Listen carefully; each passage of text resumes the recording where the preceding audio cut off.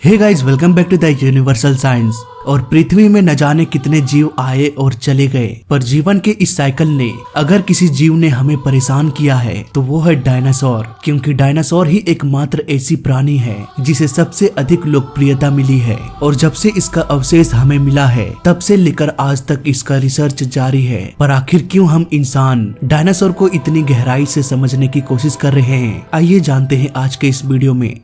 आज से करीब 6.5 करोड़ साल पहले धरती का मौसम काफी सुहावना था। चारों तरफ पेड़ पौधे, सूरज की धूप, समुद्र की ओर से आती हुई ठंडी ठंडी हवाएं और पूरी धरती में राज करती है डायनासोर। इन डायनासोर्स की कई हजार प्रजातियां मौजूद थी। इनमें से कुछ प्रजातियां शाकाहारी तो कुछ मांसाहारी थे। वहीं कुछ डायनासोर बहुत ही शांत स्वभाव के थे। कुछ डायनासोर की प्रजातियां तो हवा में भी उड़ान भरा करती थी। उस दौर में धरती से लेकर आसमान तक हर जगह डायनासोर का ही दबदबा था। लेकिन यहाँ पर डायनासोर के अलावा एक और भी प्रजाति थी जो आकार में बेहद छोटा था, और ये आज के चूहे जैसा दिखता था। ये एक प्रकार का मैमल्स था। शायद यही स्तनधारी जीव हमारे पूर्वज थे। डायनासोर के डर से ये सारे जीव जमीन के अंदर बिल बनाकर छुपे रहते थे। इनकी यही खासियत इनके लिए एक वरदान साबित होने वाला था। जब डायनासोर्स आराम से धरती पर अपना जीवन बिता रहे थे तब 10 करोड़ साल पहले ही इसकी किस्मत लिखी जा चुकी थी। दरअसल जिस वक्त ये डायनासोर धरती में राज कर रहे थे उसी वक्त 10 किलोमीटर का एक एस्टेरॉयड सीधे धरती की ओर आ रहा था। अब शायद आप ये सोच रहे होंगे कि आखिर ये एस्टेरॉयड क्या होता है। आपके जानकारी के लिए बता दूं कि हमारे सौरमंडल में अनेकों ग्रह है, और उन सौरमंडल का मुखिया है हमारा सूर्य, जिसके सबसे नजदीकी ग्रह है बुध। मंगल और बुध के बीच अनेकों छोटे छोटे ऑब्जेक्ट्स पाए जाते हैं जो आपस में टकराते रहते हैं। कुछ मंगल के ग्रेविटेशनल फोर्स की वजह से उसी की तरफ अट्रैक्ट होते चले जाते हैं। लेकिन जैसा कि हम मंगल ग्रह के बारे में जानते हैं, ये भी सूर्य की ही परिक्रमा करता है, इसलिए समय के साथ साथ वो अपने स्थान से भी हट जाता है, जिसकी वजह से कुछ ऑब्जेक्ट तो मंगल पर ही गिर जाते हैं, लेकिन कुछ ऑब्जेक्ट मंगल ग्रह से बचते हुए पृथ्वी के ग्रेविटेशनल फोर्स में दाखिल हो जाते हैं। पृथ्वी पर आकर गिरने वाले इन्हीं स्पेस ऑब्जेक्ट को एस्टेरॉयड कहा जाता है। ये एस्टेरॉयड हमारे पृथ्वी पर मैक्सिमम टाइम गिरते रहता है, लेकिन इसके आकार बहुत ही छोटा होता है, इसलिए ये एस्टेरॉयड धरती की सतह पर पहुंचने से पहले ही इसके वायुमंडल में ही जल के राख हो जाती है। लेकिन 6.5 करोड़ साल पहले जो एस्टेरॉयड हमारे पृथ्वी की ओर आ रहा था, जिसका आकार करीब 10 किलोमीटर के डायमीटर का था, जब इसकी दूरी पृथ्वी से 3,84,000 किलोमीटर की दूरी पर था, तब शायद धरती में डायनासोर का अंत ना होता यदि ये एस्टेरॉयड धरती के बजाय चांद से टकरा जाता। पर अफसोस ऐसा हुआ नहीं। ये एस्टेरॉयड चांद के बेहद नजदीक से गुजरा। इसके बाद हर एक सेकेंड ये एस्टेरॉयड पृथ्वी के नजदीक से गुजरने लगा। पृथ्वी के ग्रेविटेशनल फील्ड में घुसते ही इसकी रफ्तार और भी तेज हो गई। करीब 70,000 किलोमीटर पर आवर की स्पीड से ये धरती की ओर गिर रहा था। वायुमंडल में घुसते ही घर्षण की वजह से ये भयानक आग के गोले में बदल गया। इसकी चमक इतनी तेज थी कि इसके 800 किलोमीटर के क्षेत्र में आने वाले सभी जीव पूरी तरह से अंधे हो चुके थे। इसकी चमक इतनी तेज थी कि कोई भी जीव इसे देख नहीं पा रहा था। कुछ ही क्षण में ये एस्टेरॉयड मेक्सिको के एक खाड़ी से टकराया और एक बहुत ही भयंकर विस्फोट हुआ जो लगभग 35,000 डिग्री सेल्सियस जितनी गर्म थी। इस टकराव का विस्फोट लगभग 10,000 हाइड्रोजन बम के बराबर था। इस विस्फोट का अनुमान आप इस बात से भी लगा सकते हैं कि इसके टकराते ही लाखों टन धातु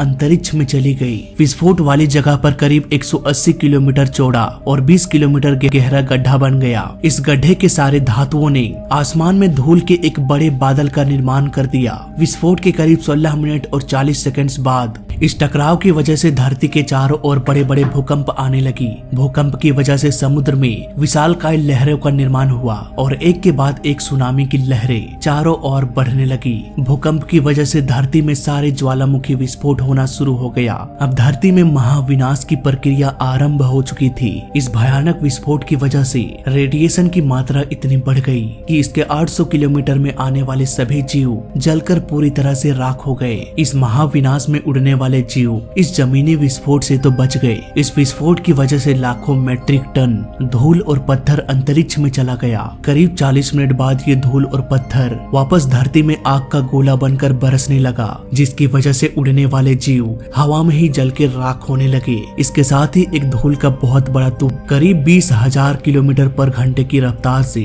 पृथ्वी के चारों ओर फैलने लगी। ये धूल के बादल कई किलोमीटर मोटे थे, जिसकी वजह से धरती पर सूरज की रोशनी पहुंच पाना असंभव हो गया। कई सालों तक तो सूरज की रोशनी धरती तक पहुंच ही नहीं पाई। विस्फोट के बाद धरती का तापमान करीब 100 डिग्री सेल्सियस से भी अधिक हो गया, जिसकी वजह से धरती पर सारे जीव जलकर खत्म हो गए। विस्फोट के 90 मिनट बाद पृथ्वी का तापमान करीब 200 डिग्री सेल्सियस के ऊपर चला गया, जिस वजह से जो डायनासोर्स या और भी दूसरे जीव विस्फोट से हजारों किलोमीटर दूरी पर थे, वो भी इस गर्मी को झेल नहीं पाया। इस महाप्रलय की वजह से धरती की कुल 90% प्रजाति मारे जा चुके थे। महज 10% जीव ही ऐसे थे जो इस हादसे में भी जीवित बच निकले। इनमें से ज्यादातर जीव ऐसे थे जो धरती के अंदर बिल बनाकर रहा करते थे। इस हादसे में जो बड़े बड़े जीव बच गए, उन्हें खाने के लिए खाना नहीं मिल रहा था, इसीलिए वो की वजह से मारे गए। अब ये धरती जीने लायक नहीं बची थी। छोटे छोटे जीव जो कम खाना खाकर भी जीवित रह सकते थे, बस वही जीव ऐसे थे जो ऐसे मुश्किल हालातों में भी खुद को जिंदा बचाए रखा, और ये जीव थे मैमल्स, यानी कि स्तनधारी प्राणी। धीरे धीरे अब धरती फिर से सामान्य होने लगी, फिर से नए पेड़ पौधे उगने लगे, लेकिन वो डायनासोर की चीख पुकार, छोटे जानवरों का शिकार होना, ये सब कुछ बंद हो चुका था। खैर, ये तो थी डायनासोर के अंत की कहानी। अब जानते हैं डायनासोर के लोकप्रियता के बारे में। माना जाता है कि ये डायनासोर्स पृथ्वी पर करीब 14 करोड़ सालों तक राज किया। इन 14 करोड़ सालों के दरमियान में ये जीव पृथ्वी के लगभग हर एक क्षेत्रों में रहते होंगे। ऐसे में जहाँ पर विस्फोट हुआ था, उस जगह पर 800 किलोमीटर के दायरे में जितने भी डायनासोर्स रहे होंगे, वो सभी जलकर राख हो गए होंगे। यहाँ तक कि उनकी हड्डियां भी पूरी तरह से जलकर मिट्टी में मिल गया होगा। लेकिन विस्फोट के बाद जो धूल की तूफान धरती पर आई थी, हो सकता है कि विस्फोट दूसरे क्षेत्र में रह रहे डायनासोर धरती के तापमान की वजह से मर गए होंगे, पर इनकी हड्डियों पर ज्यादा नुकसान नहीं हुआ। ऐसे में जो धूल का तूफान आया, वो तूफान डायनासोर की हड्डियों को धरती में दफनाते हुए आगे की ओर चली गई होगी। आज करोड़ों सालों बाद यही हड्डियां हम इंसानों को मिल रही है। साल 1676 में रॉबर्ट प्लॉट नाम के एक इंसान को डायनासोर का पहला कंकाल मिला। हालांकि उस वक्त उन्हें नहीं पता था कि ये डायनासोर की ही हड्डियां हो सकती है। उन्हें लगा कि ये कोई बड़ी जीव का हड्डी होगा, इसलिए वो इन हड्डियों को एक म्यूजियम में रख दिया और उनका स्केच बना लिया। हालांकि बाद में वो हड्डी उस म्यूजियम से चोरी हो गया,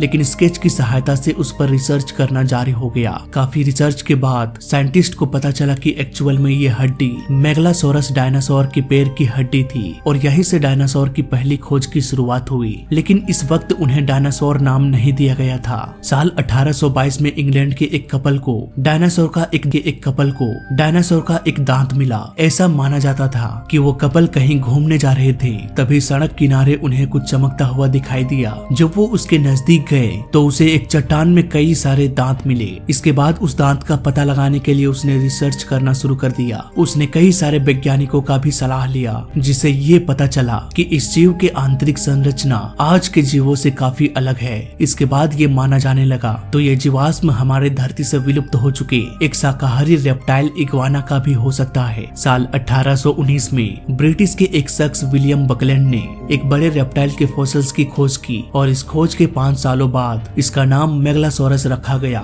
सन 1930 नॉर्थ अमेरिका के 2 वैज्ञानिक ओथेनियन चार्ल्स और एडवर्ड रिंकल, इन दोनों में एक कंपटीशन हुआ कि कौन सबसे पहले सबसे पुराने रेप्टाइल की हड्डियों को खोज निकालेगा। ये दोनों अपने टीम के साथ रॉकी माउंटेन के एरिया में रिसर्च करने के लिए चले गए। इन्हीं रिसर्च के दौरान कई रेप्टाइल की हड्डियों को खोज निकाला गया। इन दोनों के आपसी कंपटीशन की वजह से साइंस को बहुत फायदा हुआ। इसके रिसर्च के दौरान 136 रेप्टाइल्स के बारे में दुनिया को पता चला। इसके बाद बाकी कंट्रीज में भी इस रेप्टाइल की खोज जोरों शोरों से हो गया। साथ ही लोगों के प्रति इस रेप्टाइल के बारे में जानने की भी होड़ लग गई। सन 1842 में ब्रिटिश वैज्ञानिक सर रिचर्ड ओवेल्स ने अब तक खोजी गई कई सारे फॉसिल्स पर रिसर्च किया, जिससे उन्हें ये पता चला कि अब तक खोजे गए कुछ रेप्टाइल्स के दांत और फॉसिल्स वर्तमान समय के किसी भी जीव से मेल नहीं खाता है। ऐसे में ओवेन का कहना था कि हमारे धरती में प्राचीन समय में रहने वाले जीव अलग प्रकार के होते होंगे, इसलिए इसलिए ओवेन ने इन सब को ध्यान में रखते हुए इन रेप्टाइल्स का नाम डायनासोर रखा, जिसका हिंदी में मतलब होता है